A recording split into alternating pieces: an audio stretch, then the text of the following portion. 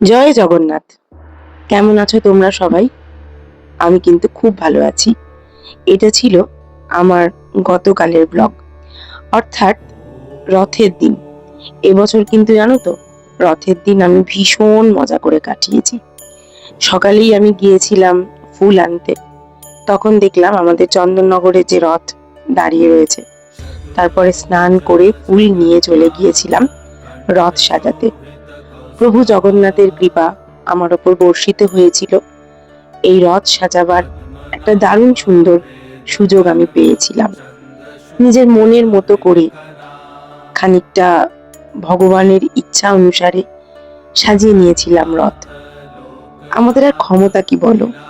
আমরা আর কি করতে পারি? তিনি যদি আমাদের দিয়ে না করান, আমরা কি সত্যি কিছু করতে পারি? এই বছর আমার রথের দিনটা এত ভালো গেছে, এত আনন্দ মুখর গেছে, বলার কথা নয়। আমি একটা আবাসনে থাকি, চন্দননগরের একটা আবাসনে। আমাদের এই আবাসনটা ভীষণ ভালো। যে কোনো রকমের অনুষ্ঠান আমরা এখানে সকলে মিলিতভাবে করি, তাতে আনন্দটা বেড়ে না আরো অনেকটা দ্বিগুণ বা তিনগুণ হয়ে যায় বলতে পারো। দুপুরবেলা আমি ফলাহার করেই ছিলাম, তারপরেই আমি সকলের জন্য একটু গরম গরম পাঁপড় ভেজে নিচ্ছিলাম। রথের অনুষ্ঠান হবে, অথচ পাঁপড় ভাজা খাওয়া হবে না, সেটা কি হতে পারে বলো? সেটা তো হতেই পারে না।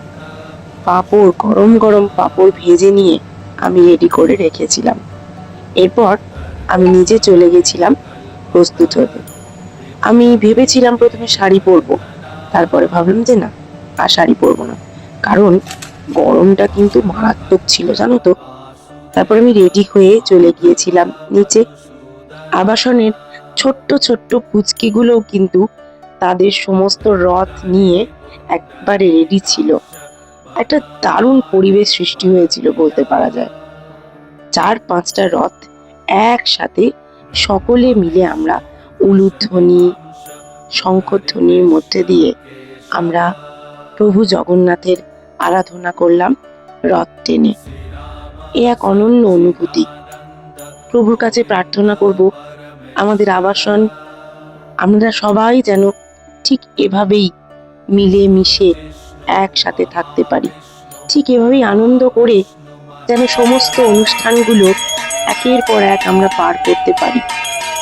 কেউ যেন কোনোভাবে আমাদের এই আবাসনের মধ্যে কোনো বিভেদ না সৃষ্টি করতে পারে। একসাথে থাকবো, একসাথে বাঁচবো, একসাথে একে অপরের আনন্দ দুঃখ সবটুকুই ভাগ করে নেব।